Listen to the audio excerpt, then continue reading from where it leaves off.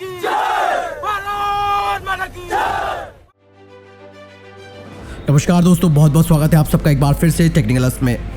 भारत कभी दुनिया के सबसे बड़े हथियार आयातों का देश रहा है, लेकिन अब ऐसा नहीं है। भारत अत्याधुनिक हथियारों के मामले में आत्मनिर्भर बनने का प्रयास कर चुका है और ऐसे में पिछले 5 सालों में विदेशों से हथियार के आयात में 33% की कमी आई है। दोस्तों, ये कमी तब आई है जब भारत का पूर्वी लद्दाख में चीन के साथ तनाव चरम पर भी था। हथियारों की बिक्री पर नजर डालने वाली संस्था सिप्री की ताजा रिपोर्ट के मुताबिक रूस अभी भी भारत को सबसे ज्यादा हथियार बेचता है, लेकिन उसे भी भारत से तगड़ा झटका लगा है। भारत अब इजराइल और फ्रांस से हथियारों की खरीद पर ज्यादा तवज्जो दे रहा है। सिप्री की रिपोर्ट कहती है कि सऊदी अरब के बाद भारत दुनिया का दूसरा सबसे बड़ा हथियार आयातक देश बना हुआ है। भारत के बाद मिस्र, ऑस्ट्रेलिया और चीन का नंबर आता है। 2011, 2015 और वर्ष 2016 से 2020 के बीच भारत के विदेशों से हथियार के आयात में 33% की गिरावट आई है। यानी कि पिछले 5 साल की अवधि में भारत ने सबसे ज्यादा हथियार रशिया से खरीदे हैं, लेकिन इन हथियारों के आयात में भी 53% की गिरावट आई है। भारत अब रूस से पहले 70% की बजाय केवल 39% हथियार खरीद रहा है। यही नहीं, भारत ने हथियार के आयात के मामले में अमेरिका को भी झटका दिया है। साल 2011 से 2015 के बीच अमेरिका भारत का दूसरा सबसे बड़ा हथियार निर्यातक देश बना था, लेकिन साल 2016 से 2020 के बीच में अमेरिका चौथे पायदान पर चला गया। अमेरिका से हथियारों के आयात में भारत ने 46% की कमी की है। साल 2016 से 2020 के बीच इजराइल और फ्रांस दूसरे और तीसरे सबसे बड़े हथियार आपूर्तिकर्ता देश रहे हैं भारत के। यही नहीं, 2016 से 2020 के बीच भारत का फ्रांस से हथियार का आयात करीबन 709% बढ़ा है।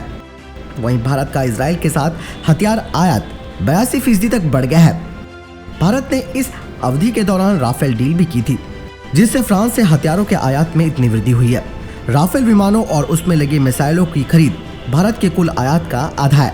हालांकि इस अवधि में भी भारत के कुल हथियारों के आयात में भी गिरावट आई है। सिप्री की रिपोर्ट में कहा गया है कि इस कमी की वजह से भारत की जटिल खरीद प्रक्रिया और रूस के अलावा अन्य देशों से भारत का हथियार खरीदना है। सिप्री ने अनुमान लगाया है कि भारत ने पिछले 10 साल में भले ही हथियारों के आयात में काफी कमी की हो, लेकिन आने वाले 5 सालों में भारत की बड़े पैमाने पर हथियार खरीदने की योजना है। इसमें लड़ाकू विमान, एयर डिफेंस सिस्टम, युद्धक जहाज और सबमरीन शामिल है। इससे भारत का आयात काफी बढ़ सकता है। रिपोर्ट में कहा गया है कि साल 2016 से 2020 के बीच पाकिस्तान के हथियार आयात में 23% की गिरावट आई है। पाकिस्तान अपने हथियार आयात का 61% हिस्सा चीन से लेता है। पाकिस्तान बड़े पैमाने पर हथियारों की खरीद कर रहा है, जो वर्ष 2028 तक उसे मिल जाएंगे। पाकिस्तान 50 लड़ाकू विमान, 8 सबमरीन और 4 फ्रिगेट्स चीन से और 4 फ्रिगेट्स तुर्की से खरीद रहा है। रिपोर्ट में कहा गया है कि एशिया के कई देश चीन को अपने लिए खतरा मानते हैं। ऐसे में बड़े पैमाने पर हथियारों की खरीद की जा रही है।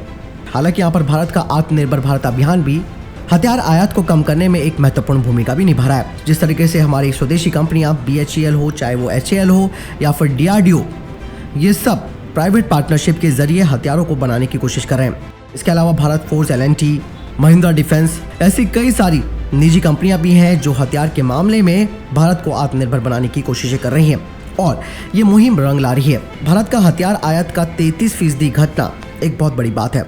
हालांकि अभी भी भारत दूसरे नंबर पर बना हुआ है हथियारों की खरीद में, लेकिन सिप्री की रिपोर्ट साफ तौर पर ये कहती है कि शायद भारत आने वाले 5 सालों में हथियारों का आयात बढ़ा सकता है। लेकिन अगर भारत अपने हथियारों को स्वदेशी रूप से खुद ही विकसित करने लगा तो आप समझ सकते हैं कि भारत का दूसरा नंबर भी और नीचे आ सकता है। तो ऐसे में ये भारत के लिए एक बड़ी बात है और एक बड़ी उपलब्धि भी है कि भारत अब विदेशों से हथियार खरीदने के बजाय अपने खुद के देश में हथियार बना रहा है और केवल इजराइल और फ्रांस जैसे देशों के साथ भारत ने अपने डिफेंस टाई अप्स को बढ़ाया है। लेकिन यहाँ पर अभी भी भारत को स्वदेशी प्रोग्राम के लिए ही आगे जाना होगा। दोस्तों, वैसे आपको क्या लगता है इस बारे में? आप कमेंट सेक्शन में लिखकर जरूर बताएं। इस वीडियो के लिए इतना ही, मिलता है वीडियो के साथ। तब तक के लिए जय हिंद, जय भारत।